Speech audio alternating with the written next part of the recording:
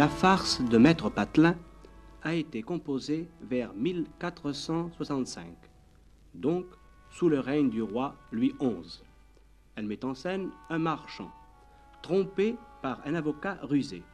Mais cet avocat sera trompé à son tour par un berger plus rusé encore. C'est, en somme, la très amusante histoire d'un trompeur trompé.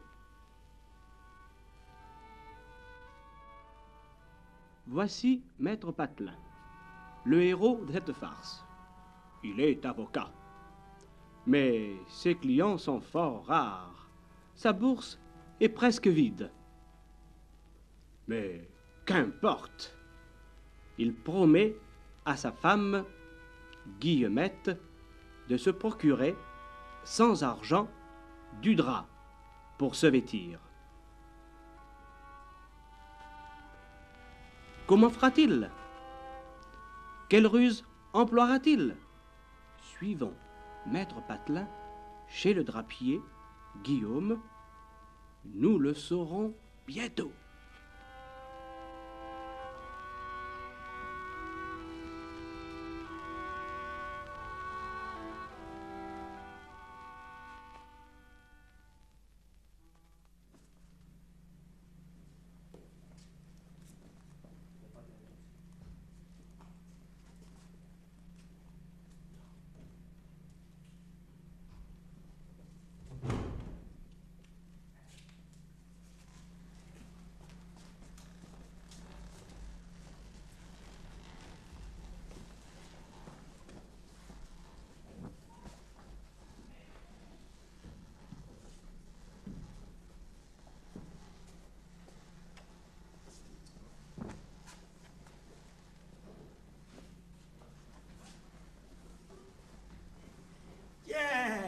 Voici, maître Guillaume.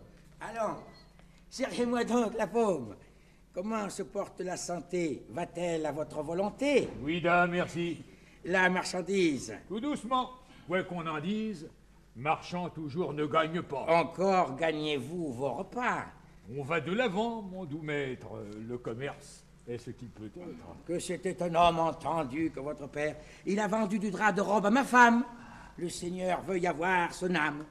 Quand je vous regarde vraiment, je crois le voir absolument. Vous êtes sa propre peinture. Dieu n'a pas fait de créature plus semblable de vous à lui.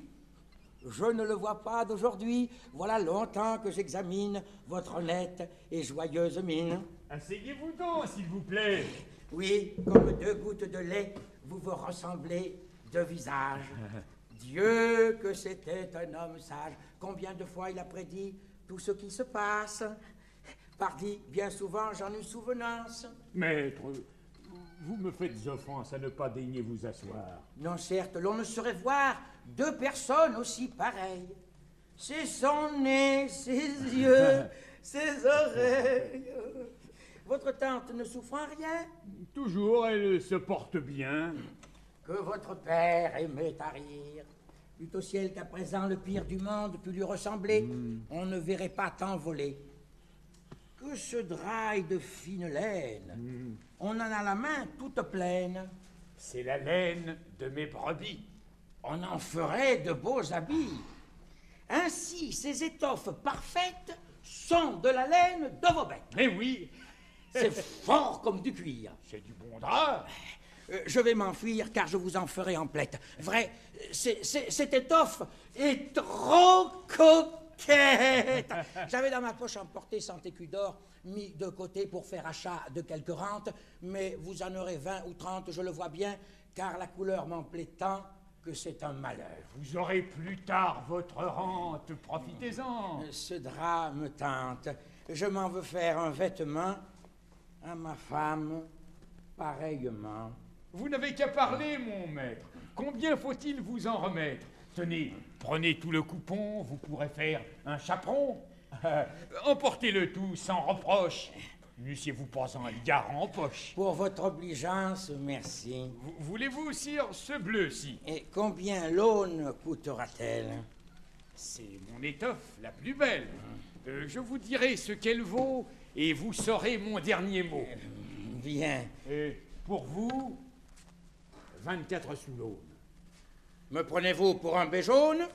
C'est le prix qu'il me coûte à moi. Vous savez que les brebis ont souffert du froid cet hiver. La laine est très rare. 20 et je ne fais pas l'avare. Je paye au double la toison qu'avant je trouvais à foison. Autrefois, à la Madeleine, je payais moitié moins la laine. Soit, à vos raisons, je me rends. Mesurez-moi ce que je prends. Mais combien? Pour moi, 3. Pour elle, 2 et demi. Je me rappelle que c'est cela. 6, justement. Prenez les 6 tout rondement. Soit. Voulez-vous revoir la mesure? Votre honnêteté m'en assure. 6 aunes à 24 sous, c'est 6 écus. D'or. Voulez-vous les venir prendre à ma demeure? Ça me dérange un peu. Je meurs si vous ne venez pas chez moi. Vous verrez comme l'on y boit d'un bon petit vin de Bourgogne. Allons, venez-y sans vergogne. Cherchez votre or et boire aussi. Je le préférerais ici, car c'est une mauvaise aubaine de vendre à crédit pour les traînes. Et mes écus, des écus d'or, est-ce rien?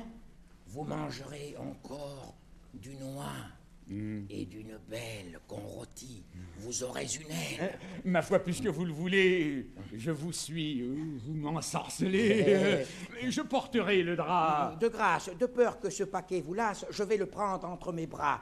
Et comme je ne suis pas gras, j'aurai gros ventre de la sorte. Il vaut bien mieux que je le porte. Mais non, nous trouverons chez moi l'oie avec des marrons. Je cours pour qu'on aille à la carte. Et préparez mon or, mon brave. Ton or, il n'est pas encore tien. Il faudrait d'abord qu'il fût mien. Tu peux certes t'aller pendre si tu crois que tu viens de vendre du drap qui pourra t'enrichir. Tu peux chercher et réfléchir sur le moyen d'avoir la somme. Pour moi, je m'en vais faire un somme. Tu verras les écus sonnants quand les poules auront des dents. Comme il s'est bien laissé refaire. Fut-il assez niais? J'espère que voilà du drap bien vendu. À mes raisons, il s'est rendu et m'invite à faire pitance. J'aurai l'or, le vin, la volaille.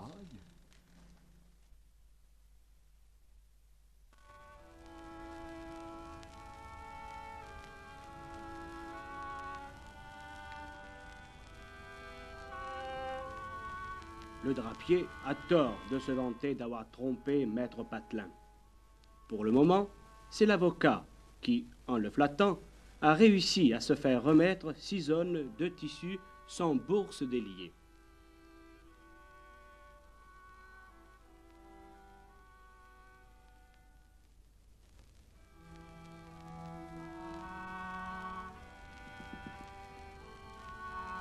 Regardez Guillemette.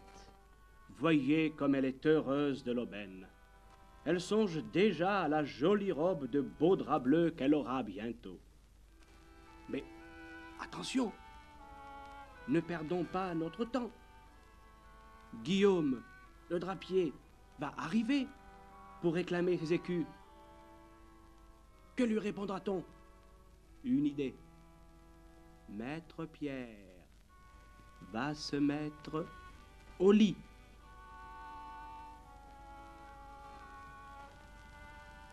Et faire semblant d'être malade.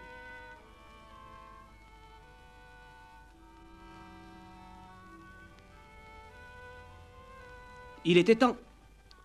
Voici Guillaume.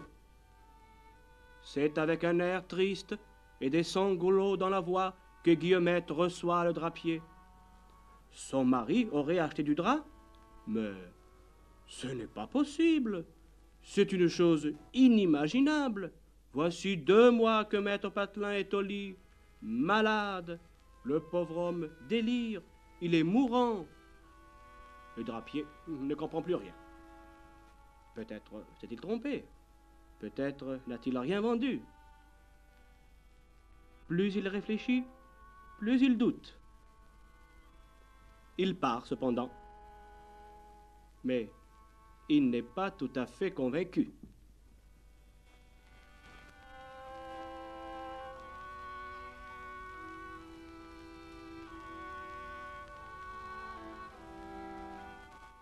Ma foi, je n'y puis plus tenir.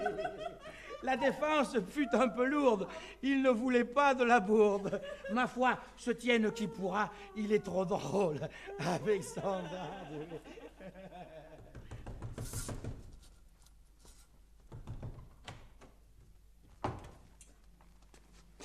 À mon nez, vous oserez rire? Payez-moi. Oh, mais voyez quel délire s'est emparé de lui. Courage à la noce des violons. Je me marie avec la reine des guitares cette semaine. Et 30 petits guitarons vont être mes petits garçons allumés sous ta date. Et qu'est-ce pas vos balivers, c'est payé, c'est plus d'or. Et quoi, vous insistez encore? Ah, une fois suffisait, messire. Voyez, sa maladie est pire. Je le trouve fort agité, mais certes, il a bien emporté mon drap. Oh, quel étonnant malade. Cape de Dieu la coronata. Parfier, il m'en fout la nare. Renaque bien, outre-mar, castui terribile. Ernest Néron, fuit canon, entendez-vous, mon bon cousin? Il est un oncle Limousin qui fut le frère de sa tante, et c'est pourquoi voici qu'il nous chante pour le moment dans ce patois. À ma boutique en tapinois, il prit l'étoffe la plus belle qu'il emporta sous son aisselle. Je devais manger du rôti. Mon drap, comme loi, est parti. Rien donc, canard, que nous veut cette crapaudade? Quelle chanson veut-il canter? Ah, le gaillard peut se vanter de varier sa comédie. Eh oui, sa mère était picarde, il parle picard. Baudement, d'où veux-tu carême prenant? Grill, Choyouden, Zilop, Nanki Bouden, Distiglen, Honnête Versen, Magrofestal, Trolit Versen, Elvat Vioul, Gorlmétré. Répondez-moi, je vous en prie, vustu vieux pour le frimat. Faites venir si Thomas. Comprenez-vous dans son langage quelque chose qui semble sage? Oh, j'ai le malsain garpeau, une boucle ou quelque escarpeau me pique.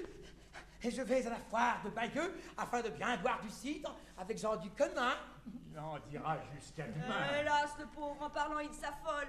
Il pense à son maître d'école qui fut normand. Dronc, nose, badou, digan, mado, petit, puis simulant quelque vient, au bré, bon chemin mène escachette, rose, bousille, handi, gobette, grande, cagnon. C'est vrai qu'il est mal. Il barbote. Sa raison barbouille. Marmotte tant de mots qu'on n'y comprend rien. Certes, il ne parle pas chrétien. J'avais cru me laisser refaire. Et je commence à voir le contraire. Ce sont quelques mauvais esprits voleurs de draps qui me l'ont pris. Pardon, madame, je vous laisse. Je vois bien que sa raison baisse et qu'il n'en a pas pour longtemps. Ce sont de bien tristes instants.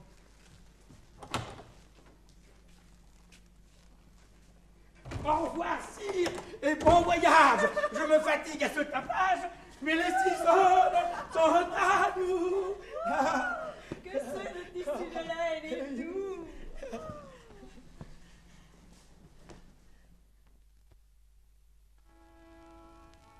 Et le tour est joué. Grâce à son stratagème, Maître Patelin a réussi à tromper le drapier qui pourtant se croyait si rusé. Un autre fripon, le berger Agnelet, abuse de la crédulité de Guillaume et lui vole les moutons qu'il est chargé de garder. Furieux, le drapier met son berger à la porte et le fait convoquer devant le juge. Agnelet, se sachant coupable, cherche un bon avocat pour le défendre. Maître Patelin, contre la promesse de 6 beaux écus d'or, promet à Agnelet de le faire acquitter. Il conseille à son client de ne pas répondre aux questions que le juge lui posera. Ou, tout au moins, d'imiter, pour toute réponse, le bêlement de ses moutons.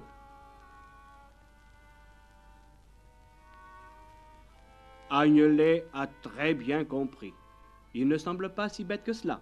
Il se pourrait bien qu'il soit, lui aussi, capable de jouer un bon tour à Maître Patelin. Mais nous voici devant le juge.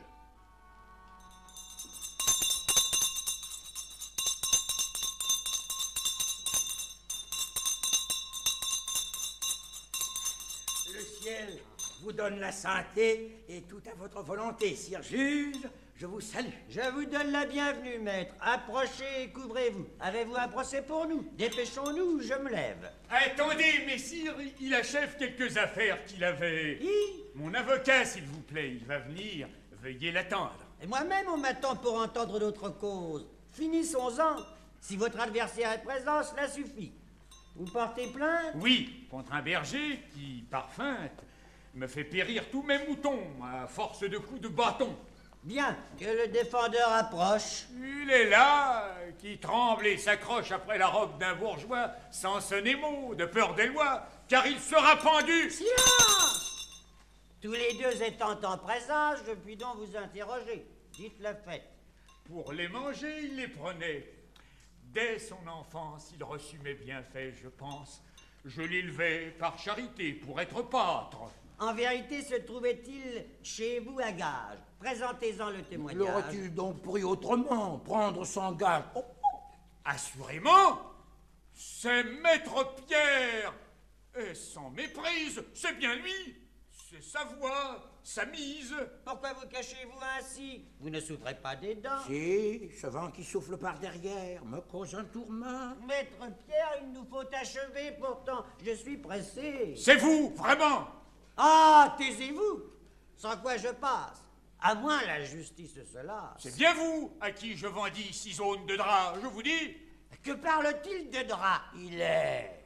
Interrogez son adversaire, peut-être pourra-t-on saisir. Car pour moi, j'ai beau réfléchir. Ah, tenez, voyez comme il tire de loin les choses qu'il veut dire. De la laine de ces moutons, cette robe que nous portons serait faite. Or, c'est ce pauvre homme qui volerait la laine. En somme, je trouve ça très embrouillé. C'est aussi ce qu'il m'a semblé. Bien ça de... C'est malgré moi qu'il me fait rire. Il faut le ramener au fait. Veuillez revenir, s'il vous plaît, à vos moutons. Qu'on me pende s'il n'a pas mon drap. Allons, revenez donc à vos moutons. Combien en a-t-il pris? 6 zones. Nous prenez-vous pour des béjaunes, des sots et des niais? Suffit. Oh, je vais terminer le conflit si vous divaguez de la sorte. Parbleu, maître, la chose est forte. Sans doute il veut nous rendre fous. Peut-être vaudrait-il mieux pour vous de lui dire un peu de se taire et d'interroger l'adversaire. Vous avez raison. Bien ça. Dis. Es-tu près de tes brebis? Quelle bête! Est-ce là ton langage? Je ne suis pas chèvre. J'enrage, parle. Te moques-tu? Vous croyez qu'il est folle ou têtu ou qu'il croit être avec ses bêtes? Morbleu, Maître Pierre, vous êtes celui qui m'emporte à mon drap. Oui, oui, me démente qui pourra. Si vous saviez par quelle ruse. Croyez-vous que cela m'amuse de vous voir mêler ce détail au procès de votre bétail? Allons, fait! Je dis, messire, qu'on m'a pris mon drap. Non, je veux dire mes moutons. Maître, excusez-moi, vous me voyez tout en émoi. Donc, je reprends. Ce gentil maître, mon berger, quand il devait être au champ, il me dit que j'aurai 6 écus d'or quand je viendrai. Ah non, je me trompe. Enfin, j'abrège. Depuis 3 ans, déjà, disais-je, mon berger convint avec moi de me servir de bonne foi et de soigner ma bergerie sans faute, ni friponnerie. Et maintenant, il a mon drap. Et le prix, il me le paiera. Je me lasse de vous entendre. faire je ne sais quel esclandre, parler sans rime ni raison. Vous mêlez d'étranges façons, draps et brebis, qu'on y voit goutte. Que demandez-vous, somme toute? Dites, car il faut en finir. Je suis sûr qu'il doit retenir au pauvre berger son salaire. Eh bien, si cela peut se faire, défalquez-en le prix du drap. Ma foi, l'écoute qui voudra. Faut-il donc qu'on vous dérobe ainsi? Soit qu'il garde la robe, mais qu'il paye. Oh, vous m'ennuyez. Il vous sert et vous le payez, c'est juste. Ce paysan n'ose rien dire. Moi, je me propose de le défendre. Écoutez-moi. C'est un triste client, ma foi. Outre qu'il me paraît stupide, c'est monsieur de la bourse vide. Maître, je ne m'y connais pas, vous en aurez maigre repas. Ce sera pour rien, je vous jure. Je le fais par charité pure. C'est pour débrouiller les débats. Allons, ne reste pas là-bas. Approche et parle sans crainte. Mais... Laisse-la répondre à la plainte. Dis oui, dis non. Nous t'écoutons. Mais... Crois-tu être avec tes moutons belles? Es-tu fou? C'est ton affaire. Parle. Il ne s'agit pas de braire. Bien, très bien. Va toujours. N'auras-tu pas d'autre discours? C'est un pauvre idiot de naissance. Le plus fou n'est pas qu'il en pense.